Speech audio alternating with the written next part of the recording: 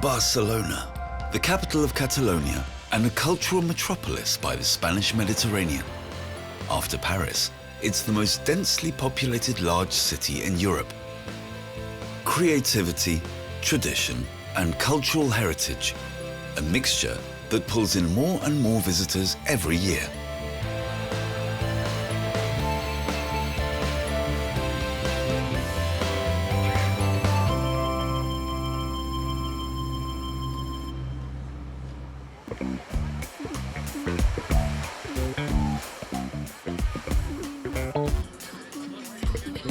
Barcelona's sandy beach is where everyone comes together. It offers Lapin a lot of material for his sketches. The French illustrator has chosen to make Barcelona his home.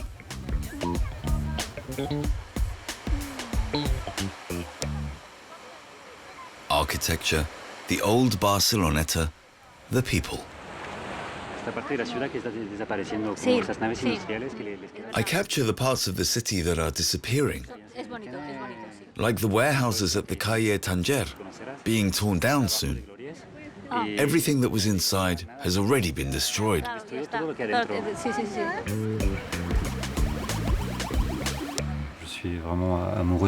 I'm in love with this city. My first book was titled Barcelona, I Love You. The chemistry is right. Every time I come back, it's like coming home. This is where half of Europe spends their short holidays. It's like a permanent bachelor party. But the city has other faces. I'm intrigued by what's closed off, the hard-to-reach, secretive Barcelona. The focus of Lapin's new Barcelona book are the beachgoers and their relationship with the sea.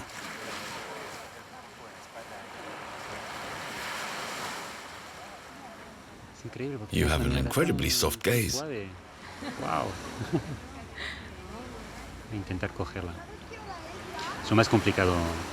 Capturing the look is the hardest thing. As soon as I have the eyes, the rest draws itself. When Lapin isn't drawing for his advertising clients, he's sketching out in the open and often talks to his models. The sea means everything to me. I think I would die without the sea. When I am sad, I come here and everything is okay. I feel like a completely different person.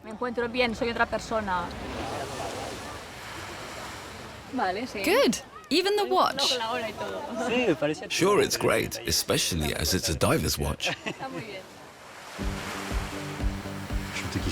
The people are less stressed here and warm-hearted. They take time to live. Plus humain, plus chaleureux.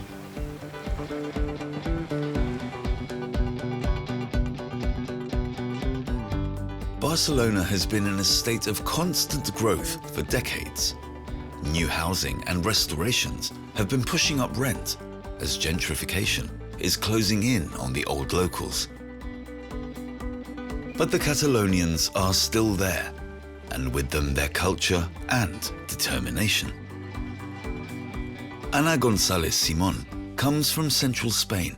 The draper has been living in Barcelona for 4 years. People always say the Catalonians are greedy and closed off. They want to split off and have nothing to do with Spain. When I moved here, I noticed that the people did not fit the image that is painted of them in the media. They are open and accepting to all. Are you coming down? Now I feel at home in both worlds. We are all Iberian after all, and share the same culture. Ana gets her neighbors together every Thursday. They're training to build a human tower, a Catalonian national sport. There are only a few weeks to go until the most important competition of the year.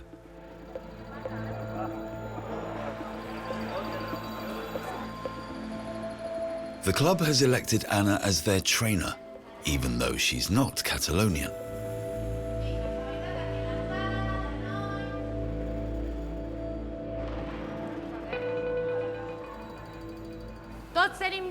We're all nervous. So don't hassle me and don't fool around. Get to work.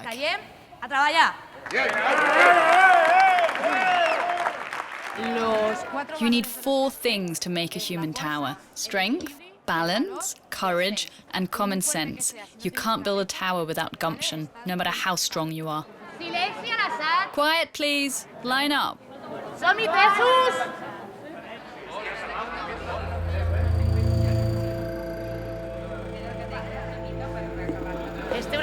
You've got entangled.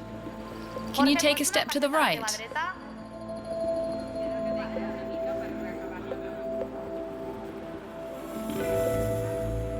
Go together.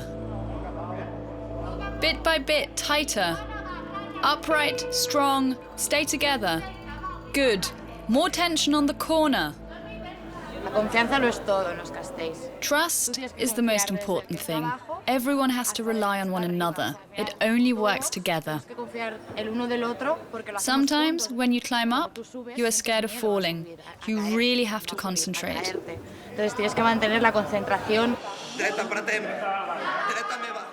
The Catalonians have never forgotten that their sport was banned under Franco. I have never belonged to something big. You just stop thinking about yourself and fight and work for a common goal. There's a lot to talk about during the breaks. The training, but also the self-confidence of the Catalonians. I think people build human towers because they identify with that element of Catalonian culture. It longs for independence. We're defending our tradition with the human tower. For the people, independence means the freedom to have their own culture and live their own traditions.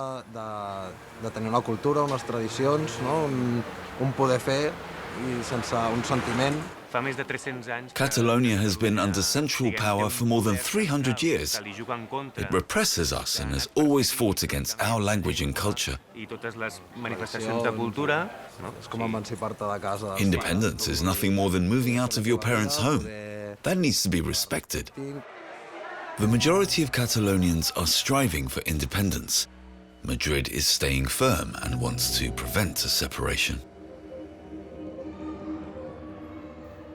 Franco's allies bombed Barcelona almost 400 times. The attack on Plaza Joan Armades was even carried out in broad daylight. Even today, Spain has not fully processed its civil war. It is suppressed. Artist Jorge Gerada is trying to change that. This is one of the places in Barcelona where the memory can still be seen. Those are bullet holes. Many people lost their lives in this square.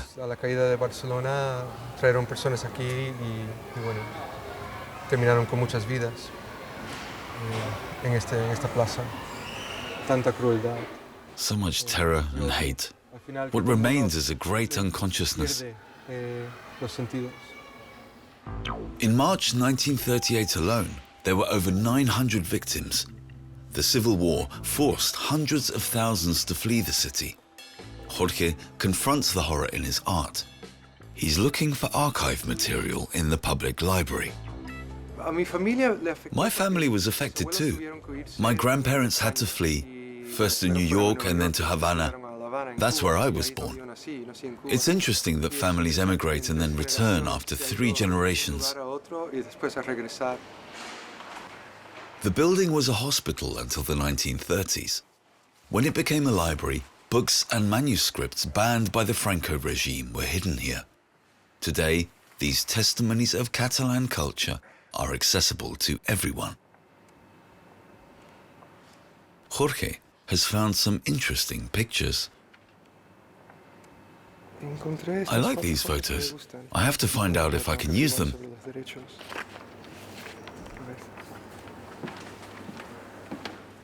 Jorge Gerada has a reputation in the Barcelona art scene. Not surprising, as his art confronts taboos.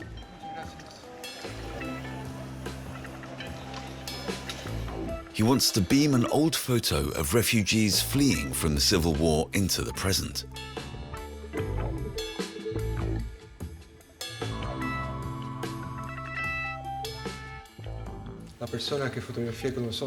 It should look like the person is looking into the past. The memory can be seen in their look. From far away, it looks like a reflection in their pupils that makes what is seen look real. The image is divided into vector points. A satellite sends the GPS signals onto the concrete and joins them to one another.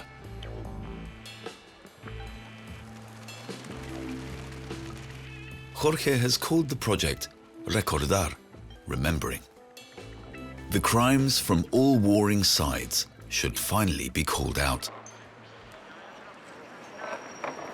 I want to say, people should never have to flee again to be safe.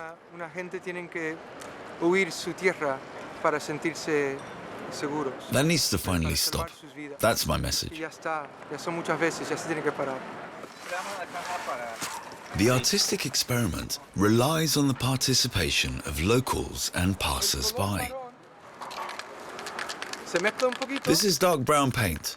You need to shake it, and it has a special nozzle, and this is how you draw a line. If you hold the can sideways, it becomes wider. The aim is to stay as close as possible to the original line.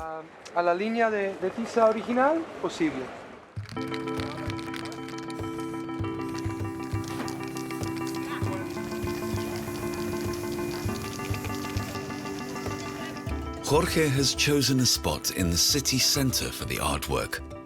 For the artist, it is the first step in bringing the past into today's consciousness.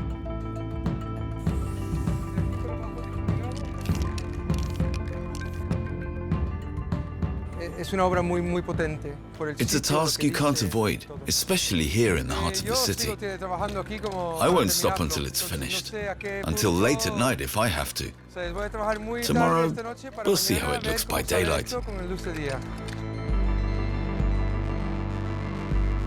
Jorge's art is not meant to last forever.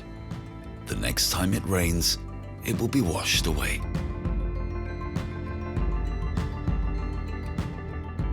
Following the stagnation of the Franco era, the city is focusing on renewal and, since the late 1980s, futuristic architecture. Barcelona's cultural heritage was also restored to its former glory, bit by bit.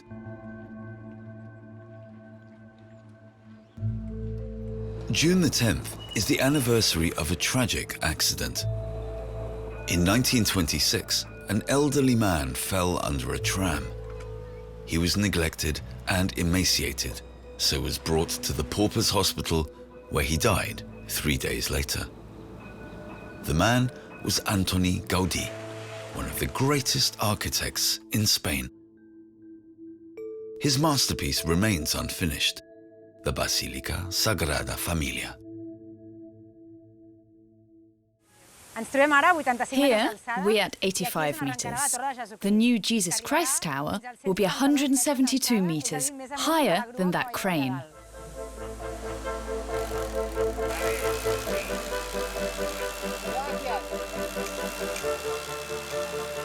The House of God will be ready in time for the 100th anniversary of Gaudí's death. An ambitious goal, but we're sticking to it. Architect Marta Miralpeix is in charge of the largest church construction site in the world. 40 architects and 200 builders are working on the site at the moment. Progress has never been so fast.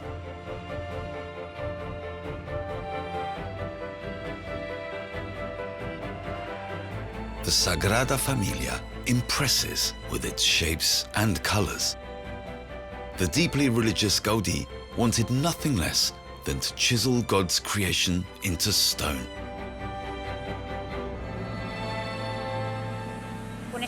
Studying Gaudí and his geometry is fascinating. You can barely stop. Antoni Gaudí was the most prominent supporter of modernism, the Catalan Art Nouveau style. At the age of only 31, he was commissioned to complete a Gothic church. He confidently rejected the original plans and relied on a radically new structure.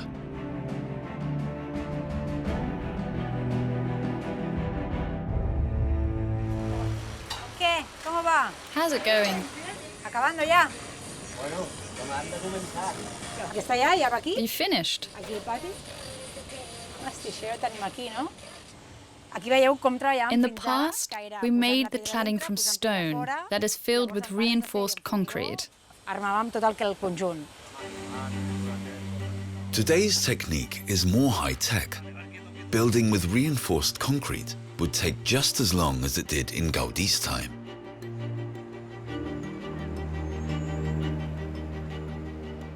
He knew that the building would not be finished in his lifetime. To keep future generations interested, he first built the facade. The plan worked.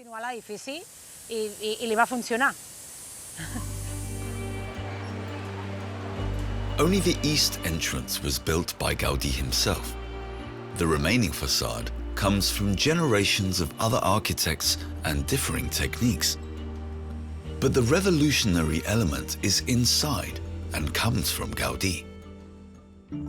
The statics of Gothic churches are based on complex buttresses to divert the weight of the arched roof and the wind load from the central nave. Gaudí, however, did not want to use buttresses and looked for another solution. He found his answer in nature. His pillars distribute their weight on side arms that tower into the sky like trees.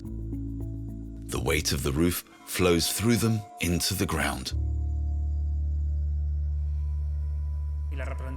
It's supposed to symbolize fire. How do you shape fire? In the workshop inside the church, Albert Portolès is building a model of the Sagrada Familia. Everyone should know that we're not using our own imagination. We're following the path that Gaudí has forged. As Gaudí's sketches were burnt in the Spanish Civil War, the only source are his original models that were destroyed and in 8,800 pieces that had to be painstakingly reassembled. They were thrown into a ditch. We recovered and studied them bit by bit. Windows, domes, ceilings, towers, everything we know is documented here.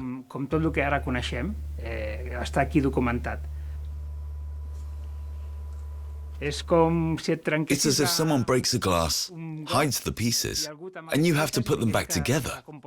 Just that it's a complete set. Deciphering Gaudí's calculations took decades of detective work.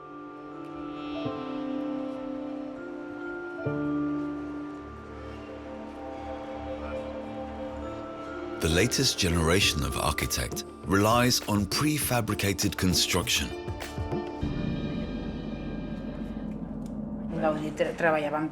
Gaudí worked with stone, so we don't just want to use stone ornately, but as a building substance.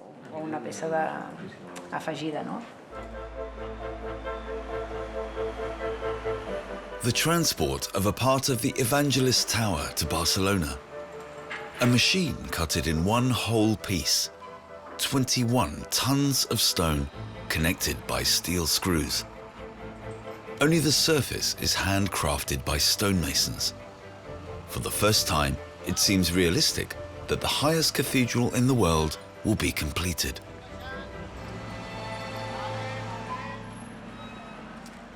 The future is already here. These are parts of the towers that will go at the top. It fills you with pride when what you've been working on for such a long time is finally built. The new building technique allows for several levels to be built at once and then put together.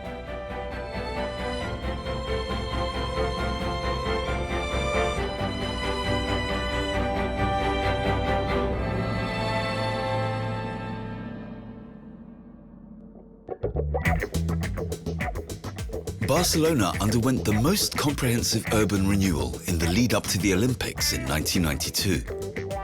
The city was opened up towards the sea. Apartment blocks were built in the old town and tunnels for the traffic flow. A leisure harbour and promenade were also built.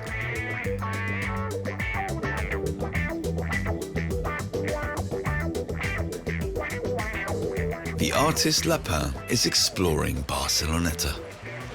The beach is artificial. We're in a city that for a long time only opened land inwards. For centuries, the city's enemies would attack from the sea. That was the easiest way. That was centuries ago. These beach veterans have different stories to tell. What did it used to look like? There were beach bars everywhere. And the sand on the beach is renewed every year? They get the sand from the sea, because the waves always wash the sand away. When I came here 10 years ago, countless lorries would bring the sand. Yes, exactly. And the ocean has been gnawing at the coast. In the storms, yes. Juan, that's you. I draw everyone how they are. I do it for myself. It's my history of Barcelona, of the people, this area.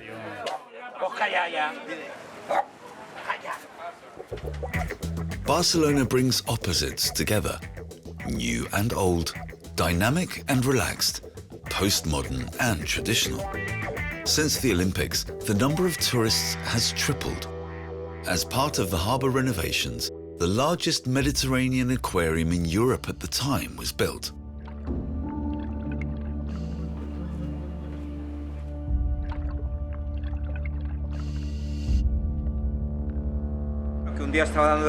One day I was feeding a shark when another one came from behind and bit me in the shoulder.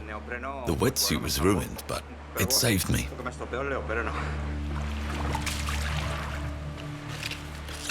It wasn't its fault. Sharks don't see what they're biting into. He just smelt the food. Every day, at precisely 12 o'clock, David Magdaleno gets into the pool to feed the sharks. If they didn't get their lunch on time, the animals would go on the hunt for food.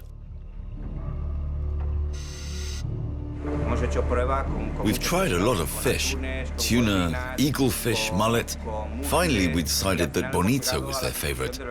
But it has to be very fresh, otherwise they won't eat it.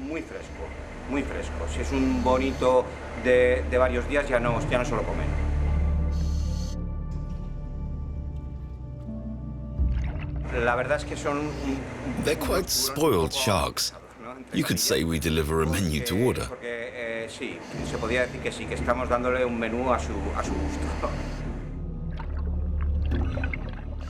450 different species from the Mediterranean are at home in the aquarium. I like the animals very much. It should be as nice as possible for them here. I really want to improve the relationship between us humans and sharks.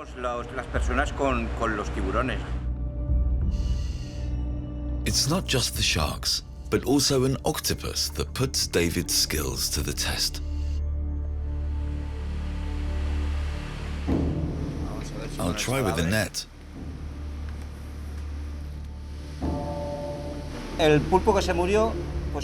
She's eating another octopus that died. They're cannibals. Davide is responsible for each of the animals' well-being. He's trying to get the octopus's prey.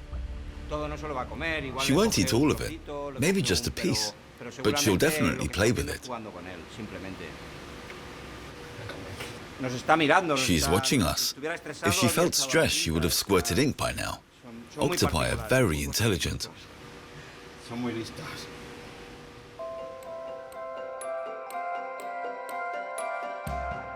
The 7 terminals make Barcelona the largest cruise ship port in Europe. It's the Miami of the Caribbean. 740 giant ships dock every year, with 2.6 million on board.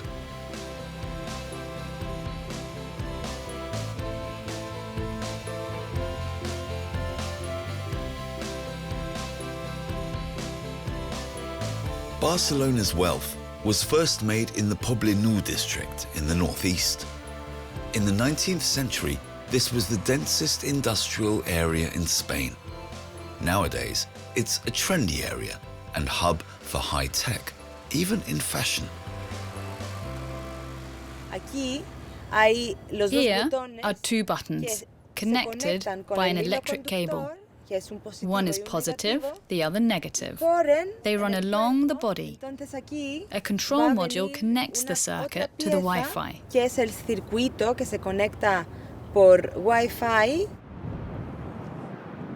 Anastasia Pistofidou is designing clothes that do more than just keep you warm. Her bodysuit can even communicate. If the wearer moves, the fabric reacts to the change in muscle tension and transmits electrical impulses. It can also measure temperature and cool the body when it's hot. Intelligent clothing is revolutionizing the fabric industry.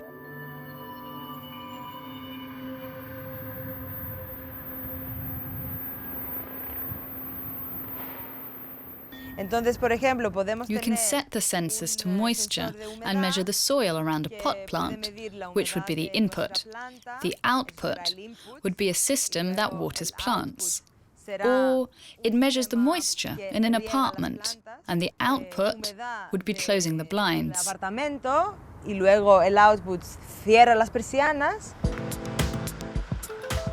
Originally from Greece, she came to Barcelona 7 years ago to work in the fabrication laboratory, the Fab Lab, and develop intelligent materials with scientists and programmers. International universities are funding the research.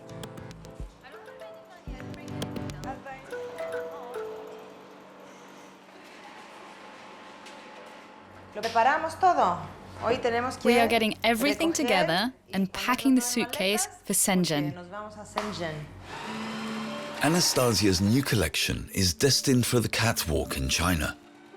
She's currently working on fibers that can store energy and transmit information. She's experimenting with materials made from tea and mushrooms and is producing bioplastic.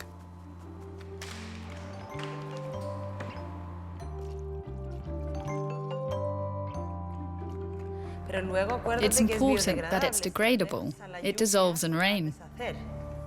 With water, gelatin and a thermopigment, Anastasia is making a cocktail that reacts to body temperature.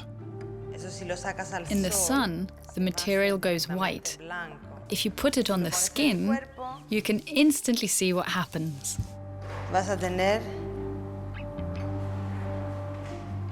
Anastasia is a digital nomad. She is teaching the future of production technology from Hong Kong to Santiago de Chile. We are looking for new materials. This industry has to finally adapt to the innovations of the past 30 years. The era of individual designers and brands is over. Fashion will be democratized. Everyone can make his or her own clothing.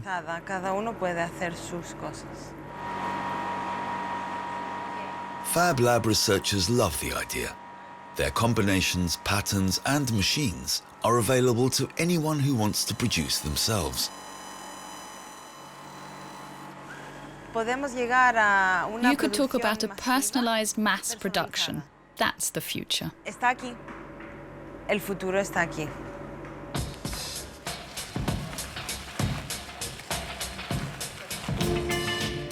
The futuristic clothing is well received at a pre-premiere in a hip bar. So far, Anastasia has only produced individual pieces, but the industry is foreseeing a profitable business.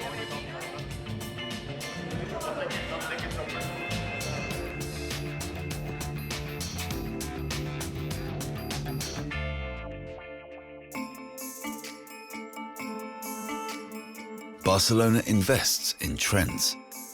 For the Nouveau Cirque, the city is building an ultra-modern artist center. 3,000 square meters of training ground for artists and artistes.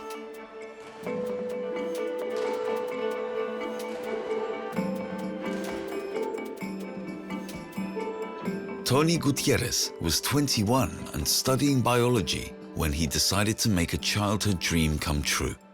He put all his savings into acrobatics training.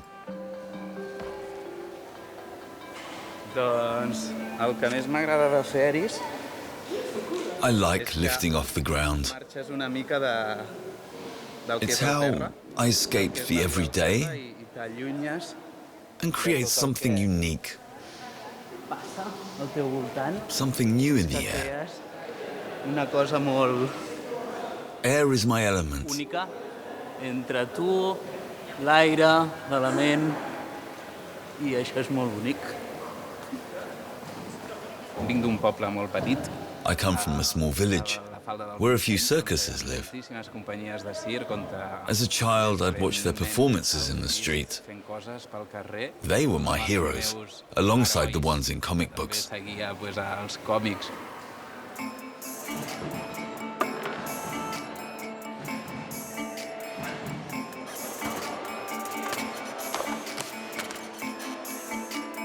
In Barcelona, the world elite of acrobats come together to train.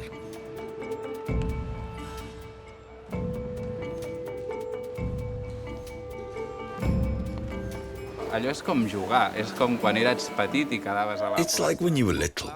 per anar-te'n You a meet your fer friends on the town square to gaire play, més grossa. fool around, Té aquest and see who would do the sense biggest and boldest dares. Ens agrada arriscar-nos, ens agrada... We like taking risks.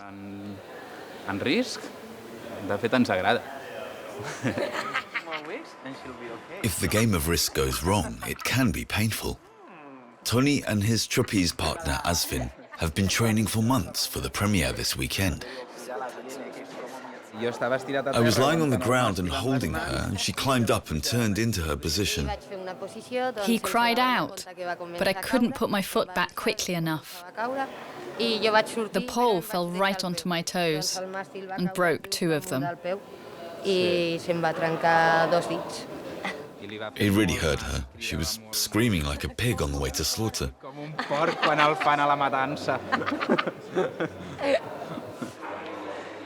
Accidents are an immediate threat to the acrobat's livelihood. Per mi és una cosa It's a big molt thing gran, for me. No només perquè The person whom I work with and who is closest to me got hurt. s'ha fet mal i a sobre s'ha It was fet partly mal. my fault, even if we don't say it out loud. Culpa meva. The que guilt encara que gnaws at me. Així, sinó que alhora li van venir al cap. tranquil·litzar el cap I need to clear my head now and trust that I will be able to train again. i Sí. res més.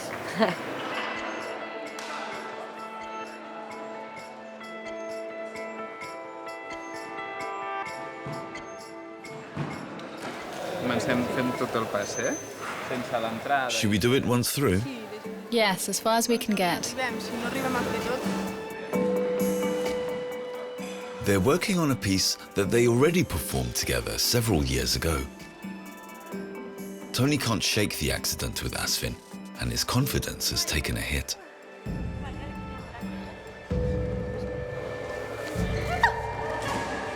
Perdó, I'm sorry. perdona, guapa. No problem. Mai ens passava res.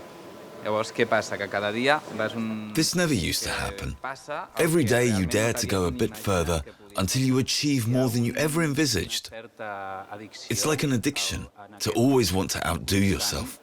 Esforç per superar-se dia a dia. As well as concentrating on the choreography, Tony also has to take control of his insecurity.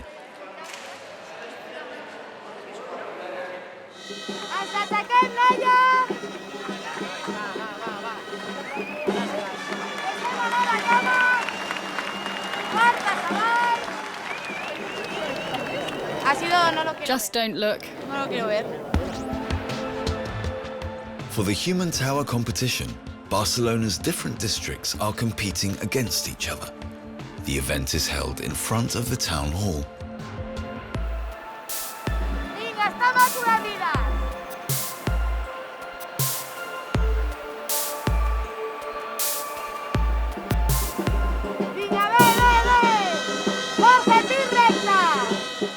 Even Anna is excited today.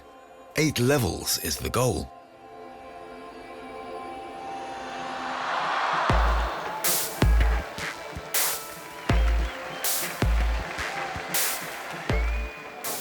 Words fail you. You're standing on the outside and can only shout. That moment when a human tower collapses, you can't describe it. Only one small injury, but Anna's club is out of the competition. The fall hurt, but the hurt pride is worse. Human towers collapse sometimes. You have to learn that. When it falls, you build it back up.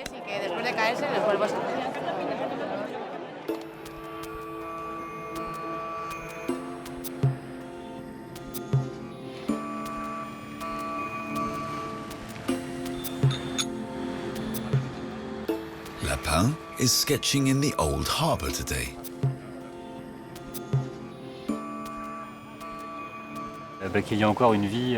I'm happy to see that there's still traditional fishing.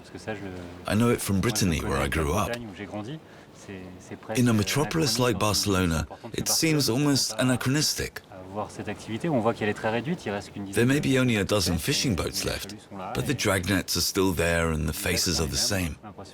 It's like I'm seeing the fishermen from Brittany here again.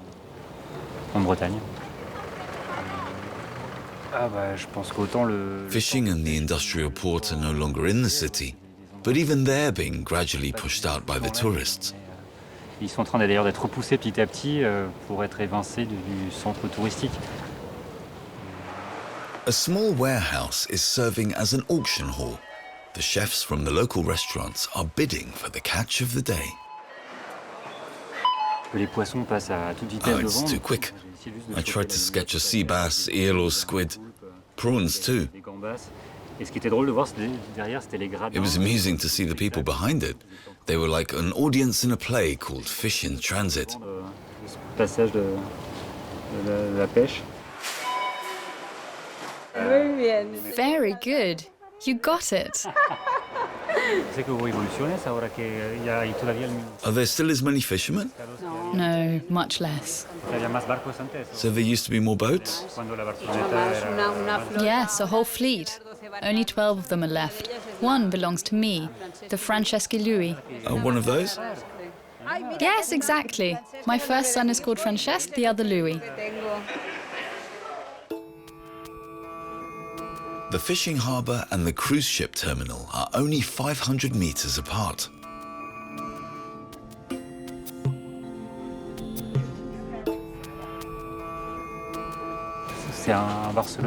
This is a part of Barcelona that's in danger of disappearing due to the mass tourism.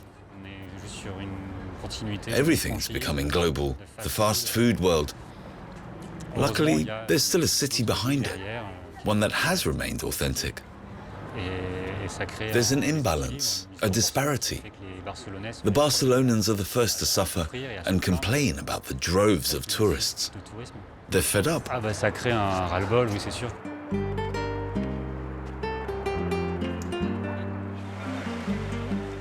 The market halls of La Boqueria have the flair of times past and offer any delicacy the heart desires. Back home in Senegal, Soli never stood behind a stove. In Barcelona, he's made it to restaurant chef. What do you recommend? For esqueixada, the Aragon olives are the best. The most important ingredient for the Catalonian speciality esqueixada is still missing, the cod. Soli has the choice of dried cod or raw cod in brine.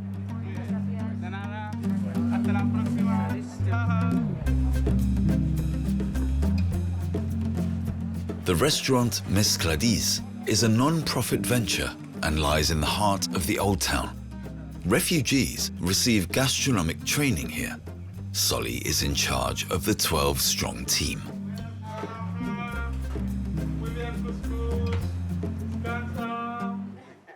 Mescladís ha cambiado muchísimas cosas en mi vida. Mescladís has changed a lot in my life, not just work, but from a personal perspective. I now know who I am.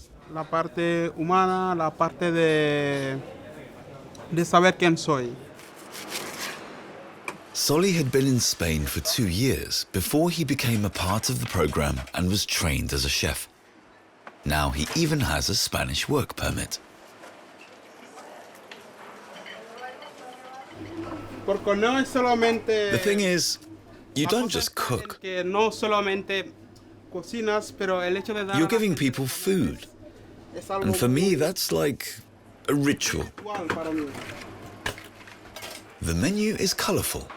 Traditional recipes from the native countries of his colleagues and Catalonian specialities, such as esqueixada. The ingredients are very easy. Cod mixed with red onions. It's very tasty in salads. You just add the delicious black olives from Aragon.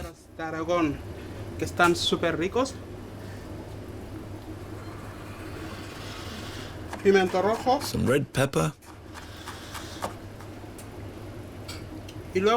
And finally, some tomatoes for decoration. The most important thing is a good, cold pressed olive oil.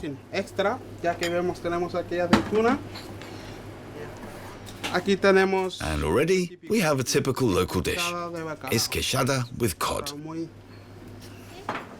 Marco,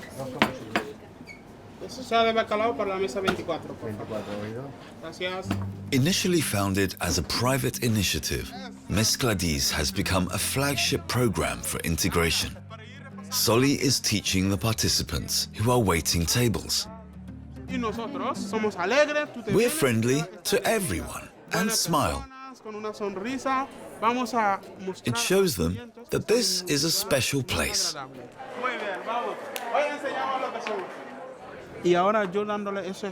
I am the best example. You have to keep fighting. The path may be long, but you finally do get there. It's very important to believe in it.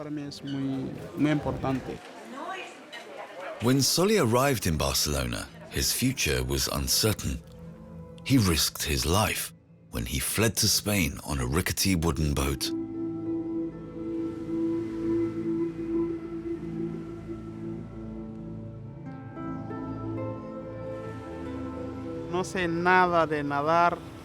I can't swim, not even a little. The boat went clack with every wave. You think it will fall apart. 5 days on the boat, and you're always thinking, when will it sink? Solly was lucky. Unlike many others, he had solid ground under his feet again after 6 days. Barcelona gave him a real chance. He began a new life in the Catalonian capital. For many people, the beach is a place of fun. It has a very different meaning for me. The sea is like a travel agent. It's changed my life. Thanks to the water, I've got to where I am today. Gracias al agua he podido llegar donde has llegado.